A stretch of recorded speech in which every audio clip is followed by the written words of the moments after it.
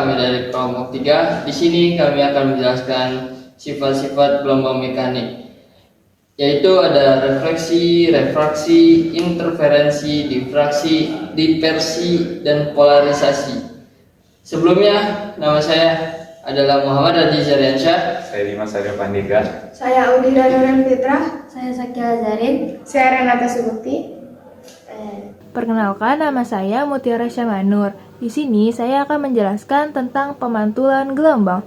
Pengertian pemantulan gelombang adalah peristiwa kembalinya gelombang saat mengenai suatu penghalang. Gelombang tersebut tidak bisa menembus penghalang sehingga sebagian atau seluruh gelombangnya itu dipantulkan. Ada dua jenis gelombang. Yang pertama ada gelombang mekanik, dan kedua ada gelombang elektromagnetik. Gelombang mekanik ini contohnya ada gelombang air dan juga gelombang bunyi. Nah, kalau gelombang elektromagnetik ini contohnya ada seperti cahaya dan juga gelombang radio. Terus yang kedua, saya akan menjelaskan tentang hukum pemantulan gelombang.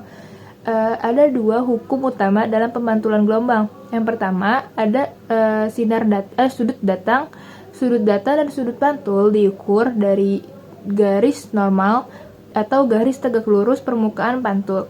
Yang kedua ada sinar datang, sinar pantul, dan garis normal yang berada dalam satu bidang datar.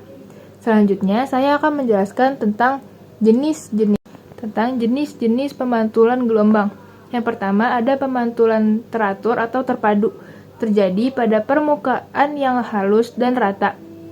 Misalnya itu cermin datar dan juga permukaan air yang tenang. Yang kedua, terus ada gelombangnya ini tuh dipantulkan dengan arah yang teratur.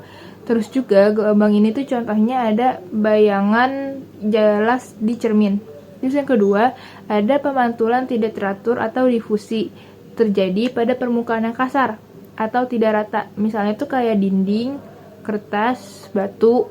Nah, gelombang ini tuh dipantulkan dari berbagai arah. Contohnya itu cahaya di bola kosong. Selanjutnya, saya akan menjelaskan tentang pemantulan gelombang pada tali atau media yang panjang. Yang pertama itu ada ujung kondisi di mana ujungnya tetap atau fixed end. Nah, gelombang datang ini dipantulkan dengan fase terbaik atau 180 derajat. Kedua, ada ujung bebas atau free end. Nah, gelombang ini dipantulkan dengan fase yang sama. Nah, selanjutnya saya akan menjelaskan contoh-contoh pemantulan dalam kehidupan sehari-hari. Yang pertama, itu ada gelombang bunyi, contohnya gema di pegunungan. Yang kedua, ada gelombang cahaya, contohnya bayangan di cermin. Yang ketiga ada gelombang air. Contohnya, riak air memantul di dinding kolam. Yang keempat, ada gelombang tali. Contohnya, getaran pantulan pada ujung tali. Selanjutnya, saya akan menjelaskan tentang contoh soal. Selanjutnya, contoh soal pemantulan bunyi. Seorang siswa berteriak di dekat tebing dan mendengar gema setelah 5 detik. Jika kecepatan bunyi di udara adalah 345 meter per second, berapa jarak antara siswa dan tebing? Pertama yang kita hitung adalah waktu pergi dan kembali atau waktu bolak-baliknya.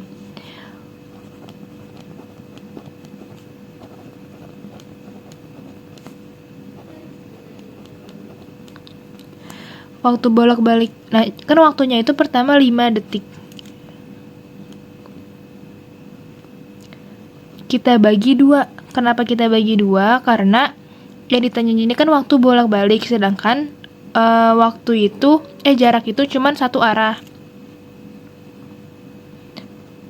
5 bagi 2 yaitu 2,5 detik. Terus lanjut kita cari jaraknya, karena yang ditanya ini kan berapa jarak antara siswa dan tebing. Jarak pada pemantulan bunyi itu rumusnya V kali T bagi 2. Cuman karena waktunya udah kita bagi 2, jadi kita hitung V kali T-nya aja. Atau kecepatan dikali waktu. 345 meter per second dikali, ini waktunya 2,5 detik atau 2,5 second, sama dengan 857,5 meter. Jadi, jarak antara siswa dan tebing adalah 857,5 meter. Ini rumus jarak. V kali T bagi 2. Selesai. Selanjutnya, saya akan menjelaskan mengenai refraksi atau pembiasan. Refraksi atau pembiasan adalah perubahan arah lambat gelombang ketika gelombang melewati batas antara dua medium yang berbeda kerapatannya. Perubahan ini terjadi karena kecepatan gelombang berubah saat masuk ke dalam medium yang berbeda. Ciri-ciri refraksi ini terjadi saat gelombang melewati dua medium yang berbeda, disertai perubahan arah dan kecepatan gelombang, serta sudut datang dan sudut bias tidak sama, kecuali tegak lurus. Contoh sederhananya, ketika cahaya melewati dari udara ke air, ia akan membelok karena kecepatan cahaya di air lebih lambat dibandingkan dengan kecepatan cahaya di udara.